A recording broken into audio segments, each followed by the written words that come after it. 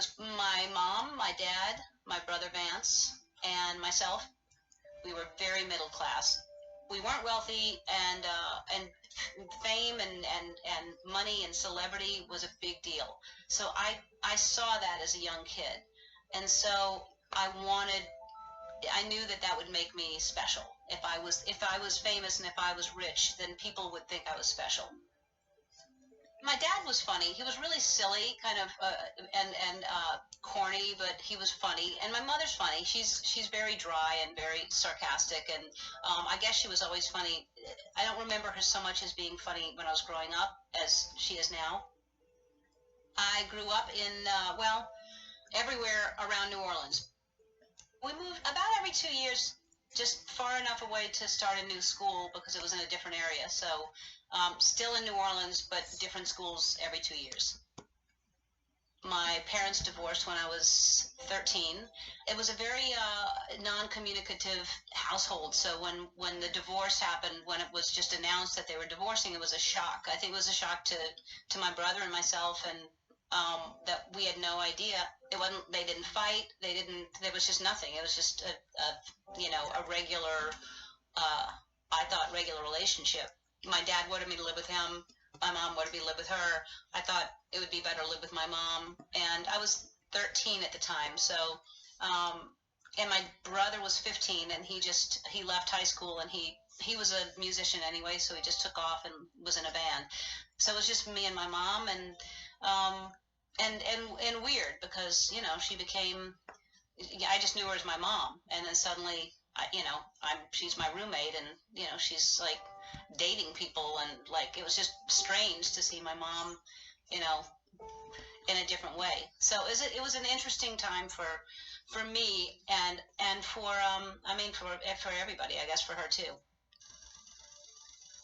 I don't think I ever knew how to fully express myself, and I don't think I had anybody that pulled that out of me.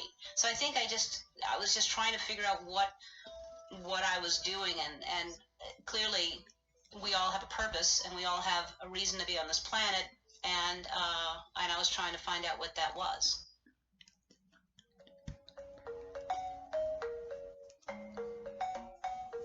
After I'd moved out, I really just made enough money to pay rent, and when I say rent, I was usually shared with somebody else. I never lived alone. I lived in with friends, and I was a bartender, and I painted houses, and I waited tables, and I sold vacuum cleaners.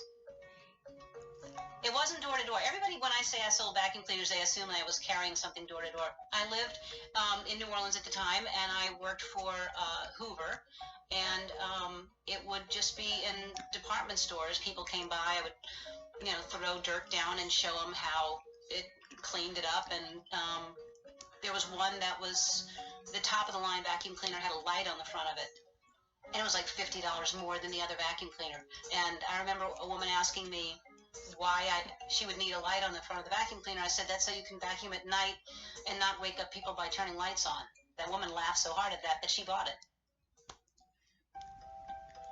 Then I started writing. I just started writing and observing people, and I think the first stuff I was writing was like, when you taste something that tastes bad, you always want somebody else to taste it. And then a group of people needed to raise money for some legal thing. So whoever had any kind of talent at all was getting on stage and doing something. My friends at the time thought I was funny, and they said, will you get on stage and do something funny? So I brought a Whopper and fries and a shake, and I went on stage, and I said, this is my first time being on stage, and I have to admit I'm a little nervous, and I didn't know what I was going to say, and I realized I hadn't eaten all day, so I hope you don't mind. I stopped and grabbed something to eat on the way, and then I would say, but what I wanted to talk about was, and then I would take a bite, and while I was chewing, I'd put a finger up and then just go, oh, that's good, that's better. And then I would start the sentence again, and I ate the entire meal and didn't finish the sentence, and then said, my time is up, I've got to go, I'm so sorry. People enjoyed me eating on stage and not talking. But someone in the audience saw me and said, would you play a coffee house? There was no comedy club in New Orleans at the time. So they said, would you play the coffee house at the university? So then I had to come up with something else. I couldn't eat every time. And so then I played a song on piano that I said I wrote when I was in the hospital. And it was just me screaming and hitting some chords. I would say things like, I just want to try out some new material, and I'd hold up a piece of fabric and I would just show it to the audience. And it was just like, that's what I did for the first few times on stage. I just did stupid things that really, because I just didn't take it seriously. And then it just kept growing and growing, and then I, out of nowhere, a comedy club opened up in New Orleans, and I brought a tape, a cassette tape, and asked the guy to listen to it, and he hired me, and I was the MC there every night. And then I entered a contest called Showtime's Funniest Person in America. The funniest person will appear in their own Showtime comedy special. Are you Showtime's funniest person in America? Try your line on us. And I won for New Orleans, then I won for Louisiana, and then I won the entire competition. Once I got that title, then I could actually get booked in clubs. Ladies and gentlemen, Ellen DeGeneres. You go outside and you capture little lizards. You just capture them.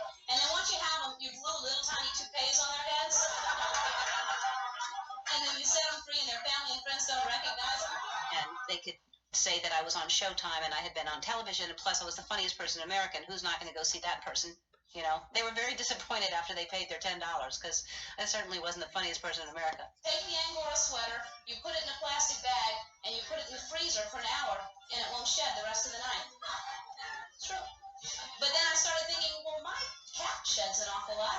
I didn't even have an act together. I had like 10 minutes of material. And so to have 10 minutes of material and to have that title, of course, you know, clubs are booking me as the headliner. Of course they're going to put me, and these people that had a lot more experience, a lot more material, a lot more time, aren't the headliner, and I'm the headliner. You know, they were bitter. They were angry because I didn't deserve that. I hadn't paid my dues. I hadn't been on the road. So I had a lot of angry people that didn't think I deserved to be up there, and maybe I didn't, you know, but where are they now? Where are they now?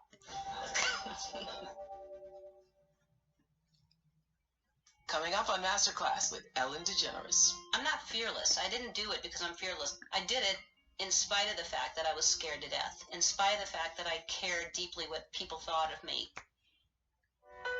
You're watching Masterclass with Ellen DeGeneres. Well, I moved to